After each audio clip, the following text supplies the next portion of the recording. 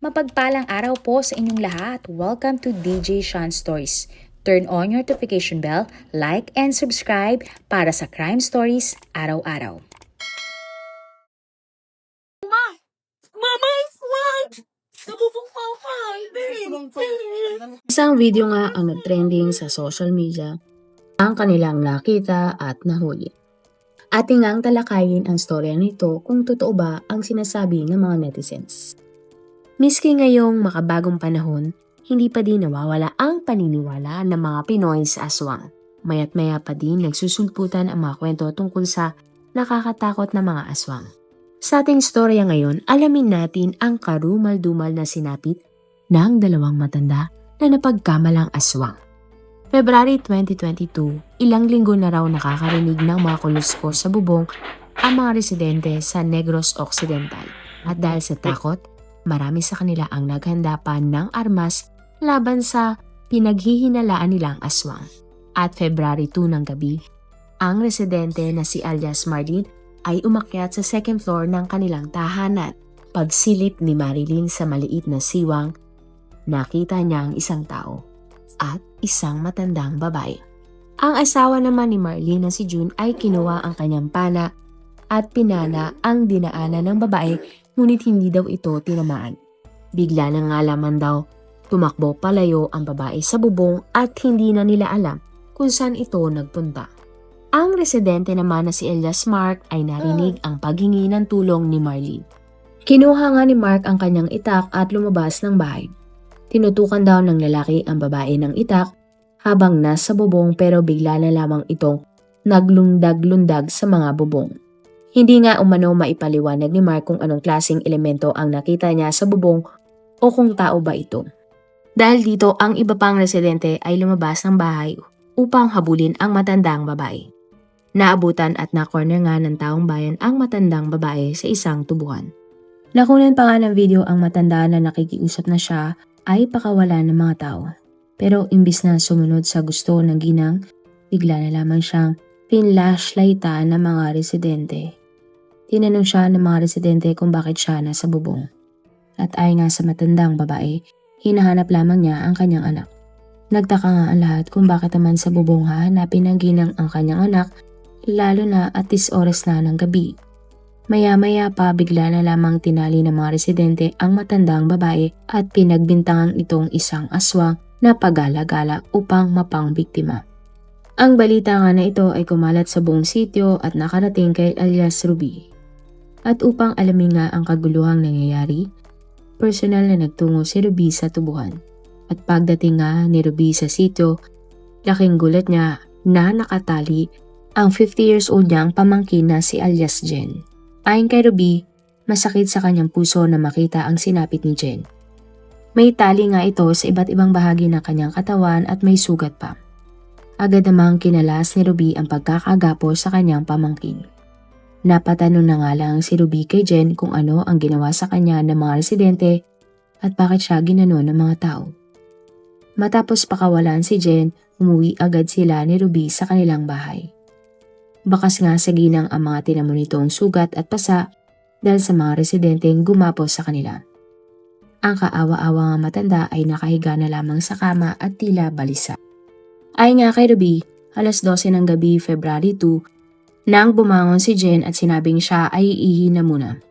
Agad namang hinawakan ni Ruby ang jacket ni Jen, pero nakakawala umano ang ginang mula sa pagkakahawak ni Ruby.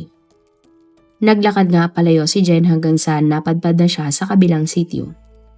Ay nga kay Jen, para siyang wala sa sarili habang siya ay naglalakad noon.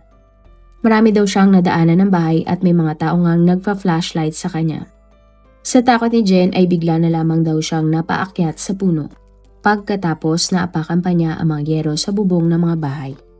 Maya-maya pa dumami na nga ang mga tao na lumabas sa kanilang bahay at sinugod si Jen. Narinig daw ng ginang na tinawag siyang magnanakaw at inakusahan siyang isang aswang. At nagpatuloy nga si Jen sa paglalakad sa bubong hanggang siya ay nadulas matapos tagain ang kanyang paa. Nakakita daw si Jen ng puno at dito na siya bumaba. Nagulat na lamang umano ang ginang nang bigla siyang tagain ng 2 beses sa likod at kanyang kamay. Maya-maya pa, hinuli daw siya ng mga tao at agad na ginapos. Si Jen nga ay pilit na tinutukan ng flashlight ng mga residente dahil siya ay isang aswang. Sinibuyan din daw siya ng asin at bawang dahil naniniwala ang mga tao doon na siya ay isang aswang. Sinabi naman agad ni Jen sa mga tao na siya ay hindi aswang at hinanap lamang niya ang kanyang anak. Napaiyak na nga lamang si Jen habang sinasalaysay ang kalunos-lunos niyang sinapit. At habang ini-interview nga si Jen, dumaing pa siya na masakit ang mga tinamo niyang tama sa kanyang likod. Sa video kay Jen, tinanong siya ng isang lalaki bakit nanginginig ang kanyang likod at kung lalabas na daw ba ang pakpak nito bilang aswang. Sumagot naman si Jen na tinaga siya sa likod kaya siya nanginginig. Narinig pa nga ng ginang na gusto nga ng mga residente na tanggalin na lamang ang itaas na bahagi ng kanyang katawan dahil siya nga ay isang aswang. Takot na takot nga noon si Jen pero mabuti na lamang dumating ang kanyang tita na si Ruby. Hininga naman ng salaysay ang mga residenteng nanakit at nanggapos kay Jen. Ayon sa asawa ni Marlene, prenoprotektahan lamang niya ang kanyang mga anak na takot noon habang tumatakbo sa bubong ni Jen. Sinabi naman ni Marlene na trespassing at perwisyo umano ang idinulot sa kanila ni Jen. Git nga ni Marlene, is oras na ng gabi noon kaya natakot sila para sa kanilang sarili. Ayon pa sa ginang, dinepensahan lamang nila ang kanilang mga sarili kaya nagawa nila iyon kay Jen. Ayon naman kay Mark, tinali nila umano si Jen dahil baka tumakbo ang ginang pero maluwag lang naman umano ang pagkakatali nila sa ginang. Ang gusto nga ng mga residente noon ay kausapin si Jen kung bakit ito tumatakbo sa mga bubong ng mga bahay ng hating gabi na at nakakaistorbo nga ito dahil sa kanyang ginawa. Nagtaka din ang mga residente kay Jen dahil sa kabila ng edad nito, nagawa pa ng ginang na magtatakbo at tumalon-talon sa bubong. Labis nga na natroma ang idinulot na pangyayari kay Jen. Ayon sa ginang, hindi daw siya lumalabas ng bahay at hinaharang niya maigi ang mga bintana at pintuan upang walang makapasok. Sa isip nga ni Jen, kung lalabas siya ng bahay, papatayin siya ng mga tao. Ayon kay Ruby, mag-isa na lamang sa buhay si Jen dahil ng November 2022, pumanaw na ang mister ni Jen. Aminado naman ang ginang na hindi niya matanggap na wala na ang kanyang mister at napakahirap nga ng pinagdadaanan niya dahil mag-isa na lamang siya. Sinabi din ni Jen na mula noon parang wala na daw siya sa sarili at hindi na siya makatulog. Maging ang pagkain nga ng maayos at sa tamang oras ay nakakaligtaan na ni Jen dahil sa sobrang lungkot. Inamin din ng ginang na wala na siya sa matinong pag-iisip at tila ba nakalutang na lamang siya sa hangin. At dahil nga sa mga nangyari, sumisigaw ng hustisya ang pamilya ni Jen. Ilan sa mga residenteng sangkot sa pagtali kay Jen ay tinangkang kausapin si Ruby. Ang lalaking gumapos nga kay Jen ay humingi ng tawad at sinabing wala naman siyang intensyon na saktan ang ginang. Sinabi pa ng ilang residente na natatakot sila dahil nakakatanggap sila ng banta sa kanilang buhay sa social media nang nakapanood ng sinapit ni Jen. Hindi naman sila hinarap ni Jen at Ruby. At ayon nga kay Ruby, inaantay na lamang nila ang medical legal ni Jen dahil ito na lamang ang kulang sa pagpa-file nila ng kaso sa mga nanalbahe sa kanyang pamangkin. At nag-viral nga sa social media ang sinapit ni Jen na inilive pa mismo ng isa sa mga residente. Sa bayan naman ng Talibon, Bohol, isang pamilya ang pinaparatangan na nag-iiba ng anyo paggagat ng dilim. Pinagbibintangan na aswang ang pamilya Itim na pinanguna ng padre de pamilya na si Simplicio Itim, 86 years old. Ayon sa natanggap na report ng mga pulis, si Simplicio, ang asawa nito at ang kanilang anak ay nag-iibang anyo pagkagat ng dilim. Lumilipad din daw ang mga sinasabing aswang para maghanap ng bibiktimahin. Pero noong September 30, 2016, naging malagim ang pagtatapos ng pinaratangan ng lalaking si Simplicio. September 30, 2016 ng hapon, nagulantang na lamang ang mga residente nang matagpuan si Simplicio sa tapat ng kanilang bahay. Wala na itong buhay at karumal-dumal ang kanyang sinapit. Agad namang nagtungo ang mga pulis upang imbestigahan ang nangyaring trahedya. Maging ang mga pulis ay nagulat sa dinatnan nila ang pinangyarihan ng krimen. dahil ang mga laman ng loob ng biktima ay wala na sa kanyang katawan. Ang mga ito ay nakakalatas sa paligid ng kaawa-awang matanda. Bukod doon, nagkalat din ang mga asin. Meron ding kaldero na may laman na kanin na nasa ulo umano ni Mang Simplicio. Sa hindi kalayuan, merong wala ng buhay na manok na nawawalan din ng ulo. Ayon sa mga pulis, sa 10 taon niyang pagtatrabaho bilang pulis, ngayon lamang siya nakakita ng ganong klaseng krimen. At sa investigasyon nga ng mga pulis, nagtamo si Simplicio ng pinsala sa ulo mula sa isang matalim na bagay. Ang umugo nga na chismis tungkol sa pamilya itim ay mariin na pinabulaanan ng mga kaanak ni Simplicio.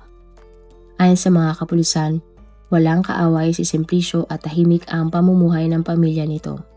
Ang lalaki nga ay isang magsasaka at binubuhay niya ang 6 niyang mga anak dahil sa trabaho nito.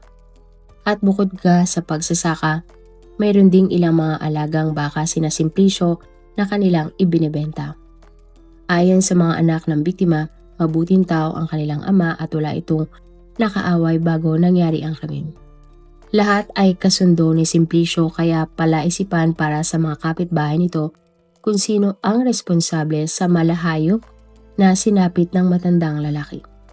At nabigyan nga ng linaw ang mga nangyari dahil sa salaysay ng isa sa mga saksi sa nangyaring krimen, ang mismong anak ni Simplicio. Ayon sa witness na si Reynaldo, ng araw na iyon, napansin niyang kakaiba ang ikinikilos ng isang lalaki. Nanlilisik ang mga mata nito at tila balisa. Maya-maya pa bigla na lamang daw nag-amok ang nakitang lalaki ni Reynaldo at hinabol siya nito. Maging ang kapatid na babae ni Reynaldo ay bigla na lamang daw hinabol ng lalaki. At sinabi pa ng lalaki, kina Reynaldo na papatayin niya silang magkakapatid. Mabuti na lamang at nakatakbo silang dalawa. At sa pag-iimbestiga ng mga otoridad, napag-alaman na bumalik sa bahay ang nag-aamok na lalaki at kumuha ng itak bago bumalik. Mabuti na lamang at nakaligtas si Reynaldo pero nakita niya kung paano nabaling ang atensyon ng tila nawawala at nag-aamok na lalaki sa kanyang ama na si Simplicio. Binalaan nga ni Reynaldo ang kanyang ama na magtago na sa bahay dahil aatakihin siya ng lalaki. Subalit hindi sumunod si Simplicio at sinabi lamang kay Reynaldo na hindi siya sasaktan ng lalaking nag-aamok. Pero makalipas ang ilang sandali, nangyari na nga ang hindi inaasahan. Bigla na lamang sinaktan ng lalaki si Simplicio gamit ang isang itak. At ito na nga ang simula ng kahindik-hindik na sinapit ng matandang lalaki. Ngunit sino nga ba ang lalaking sinasabi ni Reynaldo? At kalaunan nga sa investigasyon, ang suspect na pumaslang kay Simplicio at nagkalat ng lamang loob ng biktima ay ang apo nito na si Jeffrey. Napag-alaman na si Jeffrey ay ilang taon nang nagtatrabaho bilang security guard sa isang pabrika sa Cebu. At para hindi antukin sa kanyang duty, nakagiwean na ng suspect na gumamit ng ipinagbabawal na gamot. At dahil sa dalas na paggamit ni Jeffrey ng illegal na gamot, tila naapektuhan nga ang kanyang utak. Nag-iba na ang pakikitungo ng suspect at madalas na wala sa tamang katinuan. Dumating na din sa punto kung saan tinututukan na ni Jeffrey ng baril ang kanyang mga katrabaho. At dahil nga sa mga nangyari, minarapat na lamang ng mga magulang ni Jeffrey na iuwi ito sa Bohol. Nang unang nakita nga ng lalaki si Simplicio, sinabi agad nitong aswang ang matanda. Maging ang asawa at mga anak ni Simplicio ay tinawag ni Jeffrey na aswang. Ngunit hindi pinansin ng pamilya ni Jeffrey ang pinagsasabi nito sa mga biktima. At mula nga noon, naging kapitbahay na ni Jeffrey ang kanyang lolo Simplicio at ang pamilya nito. Nung una, madalas na walang kibo si Jeffrey, palaging balisa at wala sa sarili. Ngunit kalaunan, naging malapit nga si Jeffrey sa kanyang lolo Simplicio at sabay silang kumakain. Tila naging normal naman si Jeffrey dahil tumutulong ito at sinasamahan pa ang kanyang lolo Simplicio. Pero ayon sa mga pulis, marahil ay tuluyan nang nawala sa tamang katinuan si Jeffrey. Nang araw kasi ng krimen, pinagkamala ni Jeffrey ang kanyang lolo Simplicio na isang aswang. At upang mawala umano ang pagiging aswang ng biktima, may isinagawa umanong ritual si Jeffrey sa kanyang lolo Simplicio, kung saan sinabuyan niya ang biktima ng asin, kanin, at ang mas nakakilabot pa doon, tila hiniwalay-hiwalay pa ng sospek ang labi ni Simplicio. Matapos nga ang nangyaring krimen, agad namang naaresto ng mga responding pulis at ng taong bayan si Jeffrey sa isang palayan. Siya nga ay tinurnover sa mga pulis pero pilit na nagwala si Jeffrey. At ay nga sa sospek, wala na daw ang aswang dahil sa ginawa niyang orasyon. Sa huli, kinasuhan nga si Jeffrey ng murder at ikinulong. Naniniwala ang pamilya ni Jeffrey at si Simplicio na may kinalaman ang pagkakulong ng sospek sa ipinagbabawal na gamot kaya napagkamalan niyang aswang ang kanyang lolo. Magpahanggang ngayon ay nakakulong pa rin si Jeffrey at wala pang lumalabas na hatol laban sa sospek. Kung ikaw ang tatanungin, naniniwala ka ba sa mga sabi-sabi na aswang si Aling Jen at Mang Simplicio? Marahil isa ka nga sa mga naniniwala na may aswang sa ating bansa. Pero totoo kayang may aswang sa Pilipinas? Naniniwala ka ba na may aswang sa ilang probinsya sa ating bansa? Marami pong salamat sa inyong panonood. Meron ba kayong mga kwento na gusto nyong i-share sa ating mga manonood? O kung may personal po kayong kwento na gusto nyong i-feature sa ating channel, i-comment down below nyo lang ang inyong mga suggestions. Para naman po sa dagdag kalaman, i-subscribe nyo din po at i-follow ang ating iba pang YouTube channel katulad ng Tagalog Facts and Mysteries by DJ Sean at Manila Boy Wonder Philippines. Marami pong salamat sa pagsuporta nyo sa aming mga channel. God bless everyone!